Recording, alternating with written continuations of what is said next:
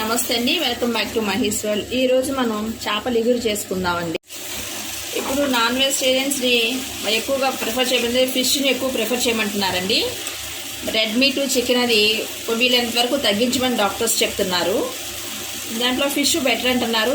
అందున sea fish అయితే ఇంకా బెస్ట్ ఫుడ్ అని చెప్తున్నారు. ఇది పండుగప్ప అండి, సముద్రం చేప. ఇది ఈ పండుగప్పతో ఇగురు కానీ ఫ్రై కానీ చేసుకోవాలండి. నేను ఇగురు చేస్తున్నాను. దీన్ని కల్లుప్పేసి బాగా రుద్ది కడగాలి. దీనిలో ఒక స్పూన్ పసుపు వేస్తున్నాను. అది శుభ్రంగా కడిగేసానండి. టేస్ట్కి సరిపడిన సాల్ట్ 1.5 వేసాను, కొంచెం వేస్తున్నాను. ఒక 2 స్పూన్లు ధనియా పౌడర్ వేస్తున్నాను.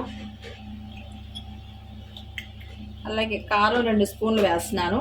కారం ఎక్కువ తినేవాళ్ళైతే ఇంకాస్త కారం వేసుకోండి. ఆ పచ్చిమిరపకాయల కారం కూడా చూసుకోవాలి మనం. ఒక గరిటె నూనె కూడా వేసి కలిపించాలండి. ఫిష్ ముక్కలకి అలా నూనె వేసి కలిపించితే ఆవకాయ ముక్కలా గట్టిపడుద్ది అంటూ ఉంటారు. 1 స్పూనున్నర వరకు అల్లం పేస్ట్ వేస్తున్నాను. వేసి ప్రతి ముక్కకు పట్టేట్టుగా మొత్తం మసాలాలన్నీ మొత్తం కలపాలి. కలిపి కొంతసేపు పక్కన ఉంచేస్తే ఉప్పు కారం ముక్కలకు బాగా పడుతుంది. చేపలు కూర చేయడానికి చేపల గిన్నె పెట్టానండి. ఆయిల్ వేసాను. నాన్ వెజ్ కాస్త ఎక్కువ ఆయిలే పడుతుంది కదా, కొంచెం చెక్క వేస్తున్నాను. 2 ఇలాచీలు వేస్తున్నాను. అలానే ఒక 4 లవంగాలు వేసాను తాలింపులో. అవి కొంచెం వేడవ్వాలండి. ఇప్పుడు సన్నగా కట్ చేసి పెట్టుకున్నామండి ఉల్లిపాయలు వేస్తున్నాను. చేపల ముక్కలు ఉప్పు వేసి కలిపి పెట్టామండి. ఇప్పుడు ఉల్లిపాయలు కొంచెంగా వేస్తున్నాను, త్వరగా మగ్గుతాయని. మధ్యలో మూత తీసి ఉల్లిపాయలను కలుపుతూ ఉండాలండి. ఇంకొంచెం మగ్గాలి. కూరలో వేయడానికి నేను పేస్ట్ చేస్తున్నానండి. ఒక అరచిప్ప కొబ్బరి తీసుకున్నాను. ఒక 2 లవంగాలు, 1 ఇలాచి, కొంచెం చెక్క వేస్తున్నాను. ఉల్లిపాయలు మగ్గినాయండి. ఇప్పుడు మనం కొబ్బరి పేస్ట్ చేసుకున్నాం కదా, ఆ కొబ్బరి పేస్ట్ దీనిలో వేసేద్దాం.